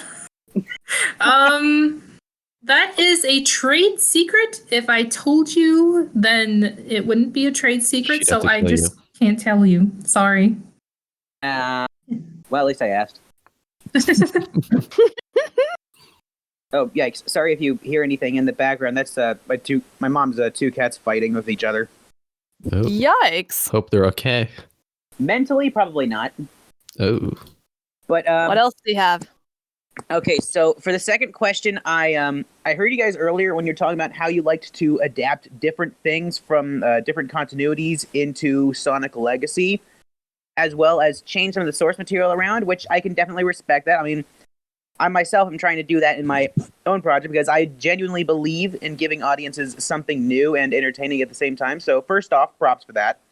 And secondly, that had a kind of an odd question come to mind, but it's something that's probably going to bother me if I don't ask about it regardless. In Sonic Legacy, is his real name Algilvi? Or Algilvi, sorry, I pronounced it wrong, Algilvi. Not that I'm aware of. Crim, is there some secret here? I haven't heard anything about that. So I guess it's to be seen, but not that I'm currently aware of. I feel like that's one of those tidbits that will probably be left out. I think that was a Penders thing, so it might very well be left out. Right, I can say this, that Sonic Legacy, we try to stay clear of anything that's like Pinder's property, so. Understandable, though. To each their own. And sorry, I need to come back here real quick just to make sure I'm getting the name right. Crim? Yes. I had a conversation about Off a while back. I'm calling him Off here rather than AWF, as I hear he will hunt down anybody who calls him AWF. Well, that's concerning. Whoa, now. And so in my own project that I said I was planning a while back, this is not guaranteed to happen immediately. I actually plan to ask every single one of the creators or the people in charge of the comic when I actually get to that point. But my series is planned for 8 seasons and 4 movies. And in season 6, I'm planning on doing somewhat of a Meropia storyline, for which I think, depending on how things can move around, Tempest would be a great fit in the story somewhere. Ooh. So, I mean, I'm going to ask all the creators if they're okay with me using the character, provided I credit all of them, because I do genuinely believe in crediting where crediting is due. Okay. And, again, this is not guaranteed to happen yet. This would be in season 6, so this could be years and years down the road. But do you think you would be interested in doing that if we got to that point, just to keep a bit of authenticity? Like, because for me, it would be like having Optimus Prime without Peter Cullen if I didn't at least ask you. You know, like it's just that kind of thing for me. Oh, so you want me to do some voice work for this project? Well, I mean, yeah, you could do other roles if you wanted to, but in terms of Tempest, I would absolutely love to have you a voice actor once we get to that point, because, you know, you being the original voice actor, it wouldn't feel right hiring anybody else, you know? I understand. That's awesome. So as far as fan projects are concerned, and this goes for any fan project that includes Tempest and people who ask me to voice Tempest for their projects, what I generally say is I'm usually all for it, but 1, it has to go through Legacy, and they have to approve it because they own the copyright, and 2, it has to coincide with my schedule at the time. So when you get there and when you actually have that content out, just come to Legacy, run it by us, and if it coincides with everyone's approval and you get approval from Legacy and they say, okay, then I'll take a look at it and I would be happy to see what we can do. All right. Yeah, absolutely. Thank you very much for this. Yeah, no problem. Well, that is all the questions I have for today. Thank you very much for taking the time to answer, and y'all have a blessed one, all right? Thank you for coming. No problem. Have a great day. Thanks. All right. I'm going to bring in Orchid Nux. Orchid Nux. What a name. I just ordered pizza. There we Yo, testing. There we go. Hey. Yo, what's up, girl? Hey, how's it going, man? Too bad. So this question is for any one of you. Were you guys self-taught or did you take any courses? I guess who would like to Let's start go first? down. Let's just go down the list here. All right. Well, to begin, I was self-taught words. I was self-taught doing all my little projects and voiceover things. But then eventually I got training. I joined that server that Cashlin is also in. Slime Network, I did some tongue twisters, emoting and stuff like that. But then I also sought out other professional training with let me think of his name, Randy Haynes as well, which I got training on reading professional scripts for commercials and, you know, trying to pick out, you know, the specific way of reading it to match what they're looking for. But most of it though, after that was me doing my own thing. So a lot of me trying out stuff I know I can do or that's in my range, or just, you know, exploring my vocal range basically. So most of it was self-taught with a little bit of professional training in there. As far as mine is concerned, I started out as a hobbyist, and I kind of still consider myself a hobbyist. So I started out on my own, and then I took a few classes to kind of see if I was missing any basics or if I could improve myself in any way. And I'm always on the lookout for more resources that I could use. And in my own time, I just kind of practice on my own. So I consider myself sort of both in that sense, but yeah, pretty much both. I started just doing my thing, I guess self-taught, and just a few months into that, I'd put out a couple reels, whatever that even means, and then Palace Dawson messaged me and basically offered group and private voice lessons, and I grilled him because I couldn't believe that, and he said I was something like raw talent or whatever that term was, and so I had several months at least of private lessons with him. And then I had a few months of his fundamentals class. And then I moved into the advanced class. And I think I was in that for nearly a year before I graduated. And I took a couple directing classes he offered in and around there as well. In addition to that, I took the master class that Nancy Cartwright taught, which, you just watch your videos and take notes and stuff. And then I bought a whole bunch of credits just recently for closing credits through Casting Call Club. So I just finished their improv class, and then Acting 201 begins in just a couple weeks. So I'm taking them because there's always something that people can learn, obviously. And if someone says, "Oh, I don't need to," I'm like rolling my eyes. But for me, it's also about keeping up with this as a career I want to have. Mm-hmm. So it was self-taught at the beginning, and now I'm just taking classes because I think that's a good thing to do. All right, thank you very much. It was a pleasure meeting you guys. Thanks. All right. All right. Is that your only question? Oh, I guess that's a yes. I guess it is. Looks like it. Thank you. Oh, look who we bring up now. It's my Ultimate. Oh, okay. The person who knows too much from what I see in chat. Oh, there we go. Oh, like, how do I get it? I was looking all around the screen. It's like, how do I get it? How do I get it? How do I get it? And I see this green bar on top. It goes, oh, like, hello. Hi. Hello, everybody. Everyone's screaming my name in the chat, like, well, why does everyone want me? Help. What's up? Nothing much.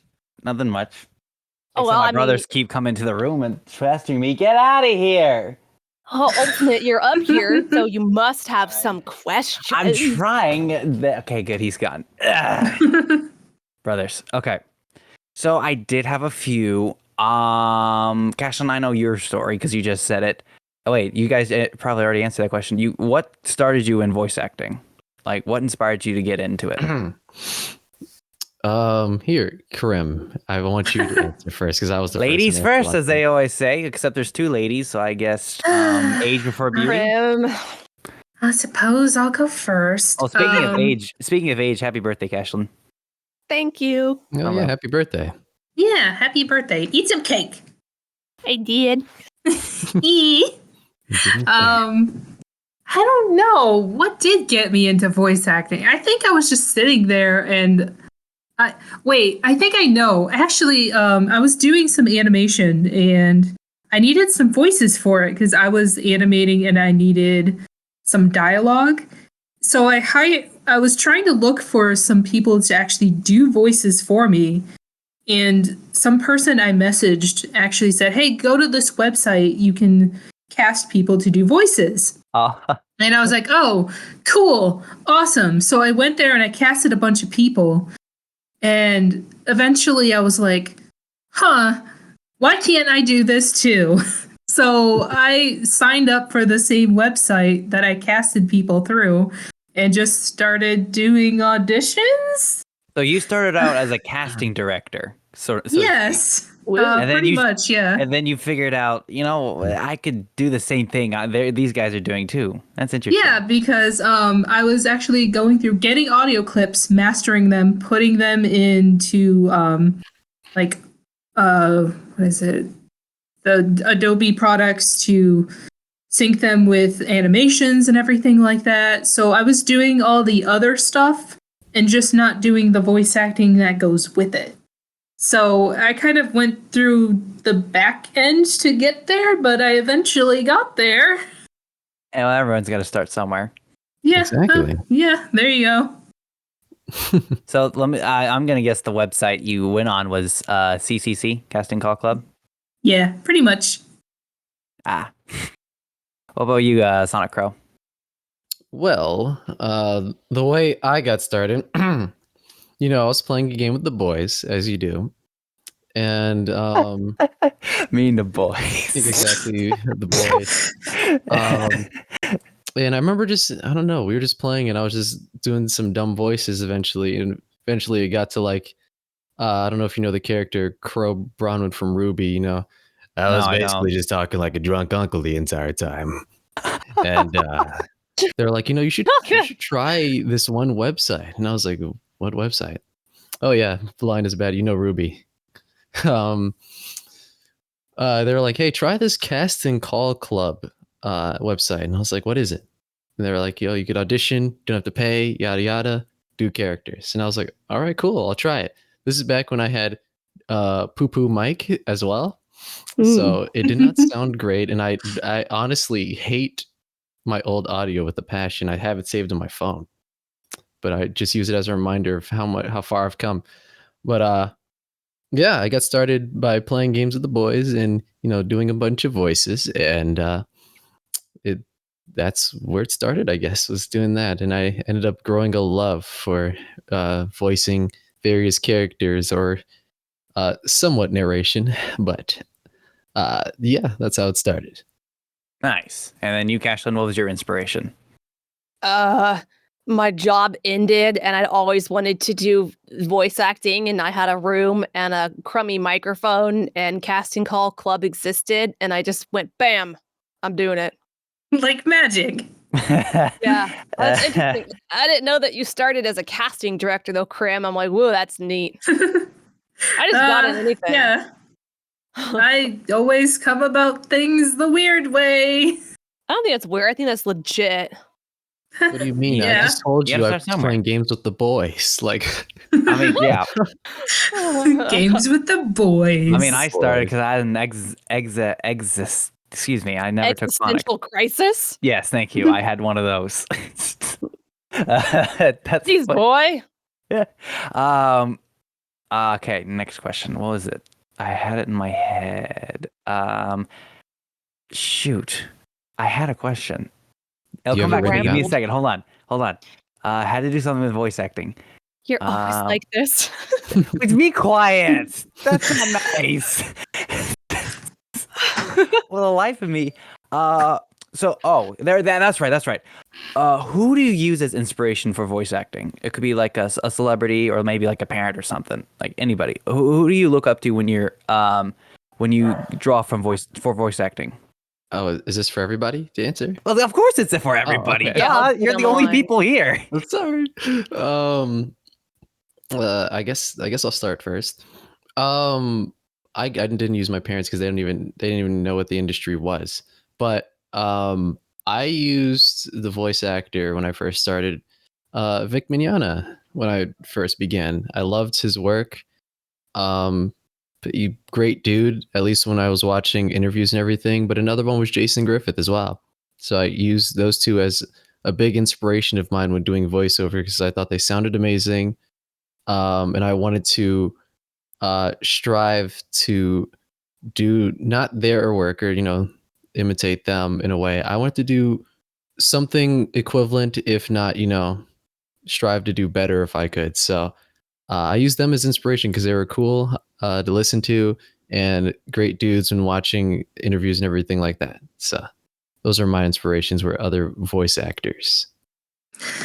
My inspiration, I think, is a voice actress named Amelia Rose Blair. She doesn't do voice acting. She's actually an actress who does video games and some film, I guess, or TV shows.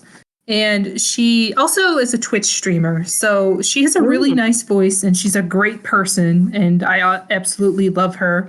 So she has a very good range and she keeps her voice like very different tones and everything. So when I think about voice acting, I really think about her and like the brightness that she brings to all of her roles and like the different kind of emotions that she brings. So that's what I try and channel whenever I even talk or when I do interviews or when I even game or anything like that. She's a big inspiration. That's good. Yeah. Cashlin? Don't think I've I ever d- heard this from you. I didn't have anyone directly because the weird thing, I guess, that's still weird nowadays is I don't really know that many names. I've gotten familiar, of course, with some, but still, when people come around and they're like, "Oh, so and so, this, that person, actor, voice actor, this game, that show, whatever," still, a lot of the time, I am like, I don't know this person, and I have to look them up. So, as totally cliche as it might sound, only after a while, when I started to be like, I think I'll audition for Rouge, and then I went back and listened to Lonnie Manella's lines in the adventure games, and then I tried to work on that, and like, I really like her Rouge, and so I go for Rouge a lot, but to this day, no, there's not any one specific actor or voice actor or entertainer or celebrity that I just go, oh, they're like my idol and they inspired me. It was just typical kid junk, growing up that we all did about imitating voices and whatever. So, Dang, I'm actually kind of disappointed in you. oh well. Wow. Only because you're a Star Wars fan and you've seen the Clone Wars. And listen, there's this one voice actor in that series who, if there's like an extra character or something, he's that guy. His name is he's my inspiration, one of them, James Arnold Taylor. He does everything. He's Obi-Wan, he's Plo Koon, and then he's every single extra character in pretty much every single episode. I mean, come on, that you don't find that inspirational? Whenever I hear stuff like that, I think like that's really cool to be able to have that kind of a range and at the same time be able to act that good. And that would be inspiring. But, as disappointing as this is, there is not, even hearing that, there's not any person that I just go, OMG, they're so inspiring. I'd love to meet them one day. Like, honestly, Mike Pollock would probably be the closest, as cliche as that sounds, or even Ryan Drummond, I think, even more than like Roger Craig Smith or something. But it's probably because I'm an old fogey. But I think I view all those people more as like professionals and much less about like celebrity worship, if I can say that word. So ... Okay, that makes sense. Let's see. And then what got you into the Sonic community? What got you into the fandom? What started it all? Because, you just can't voice stuff for Sonic and not be like, oh, I hate this character so much. I mean, if you hate it, why are you in it? So what got you in it? We're going to start with Crim this time. Yes, let's start with Crim. I need to be directed to start questions. So I actually played the games really early on when I was a kid, but I didn't actually kind of get into a community or anything. I don't really consider myself part of a community. I just kind of, I'm out on the fringes here, liking things. You were just kind of there. Yeah, I'm just kind of here.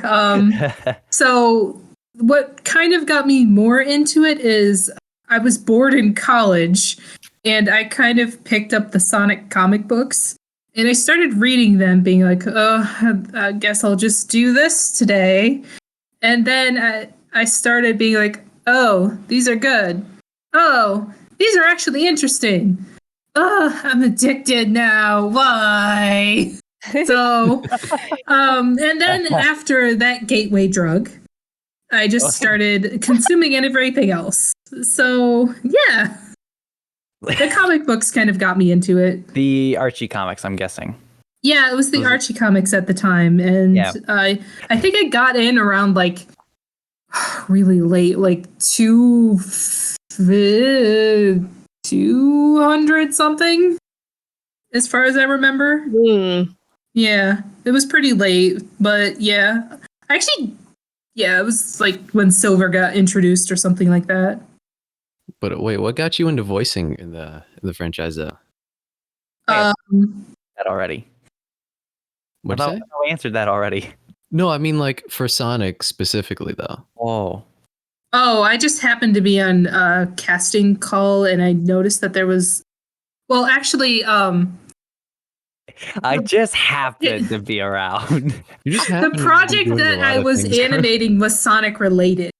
So I knew that there was a community on casting call that did Sonic projects. So I applied for them, and this is a long story, but Give us a I shorty came sweet about version. Legacy in kind of a different way, and we can talk about that after this question if you want, because that's a long story. Sure. Man, Yeah. my God, my voice just gave out. Sure. Sure. Okay, go ahead. I guess as for me, I got into the Sonic franchise due to my family buying the old Sonic the Hedgehog Sad AM show and Oh man, Sonic Underground and everything. This was back in like early 2000s. They would buy the DVDs and everything for me from Blockbuster when they were still alive. What?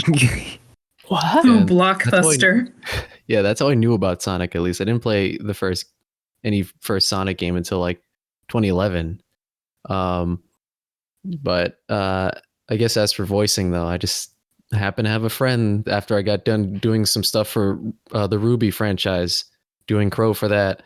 I had a friend tell me like, "Hey, you should try doing Sonic the Hedgehog stuff," and I was like, "What?" I was like, "Okay, sure." And that's how I got into it. It was just like some good friends of mine and also my family. Wait. I think you've answered this before, Cashlin, but please refresh my memory. How I got into Sonic and voicing Sonic characters, or just like No, why do I just like just how did you get into the Sonic fandom? Oh, well, there was this game called Sonic Adventure 2 that came out when GameCube was a thing. And I went, look, a blue hedgehog, and he runs fast. And I think I know of this weirdo because of Archie, which I would read off and on. So I played the game, and I was like, this is fun, said young teenager me. So then I played another game, and he was cool. He was just so cool, And then I went back and read every single darn Archie comic and universe and everything under the sun. And then I was like, look, there's something called Underground. It's so cringy, but I like it. So I liked The it. theme song And slapped though. I just watched every darn thing there was. Wow.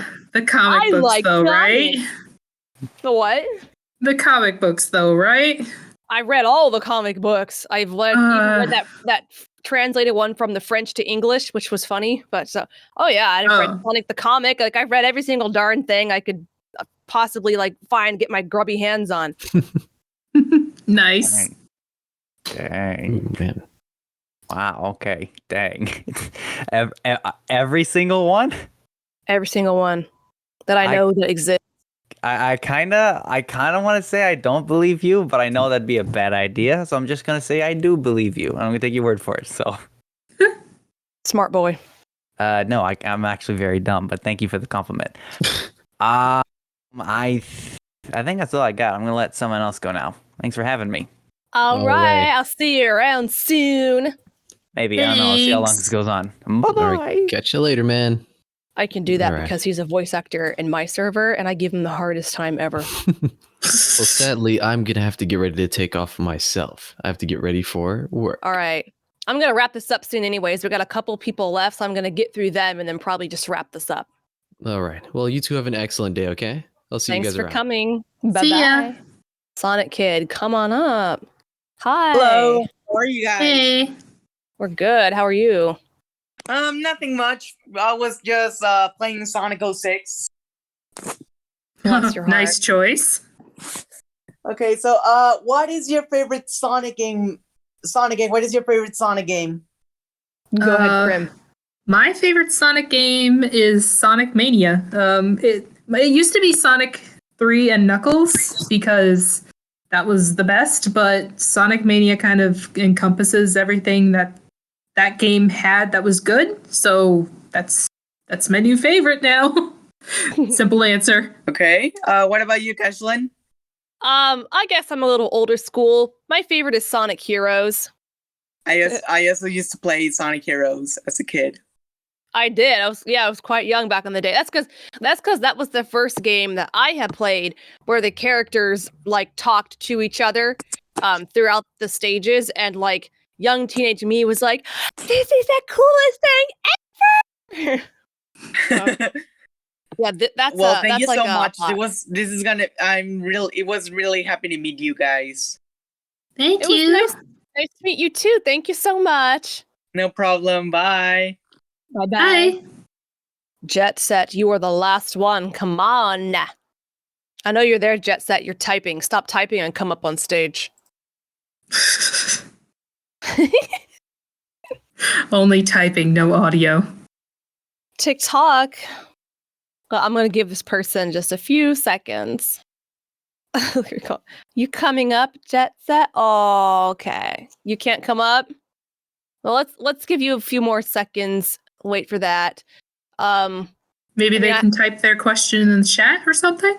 You could type your question in the chat.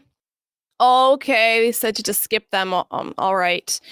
Yeah, I had a bunch of other boring things I could have talked about, but I can talk about that some other time. This has gone on quite a long time, which is great. So before we wrap up, Crim, did you have any other thing, like any closing words you wanted to say?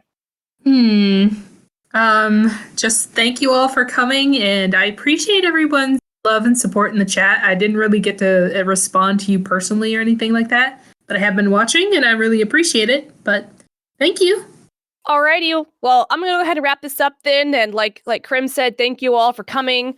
This was, in a way, like the test stage event in Legacy. We haven't done this before, but I'm hoping that we'll do this again.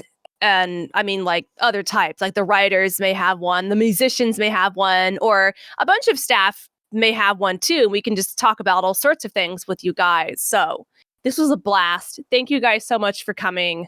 We're going to say, have a good day. Bye, you guys. Bye.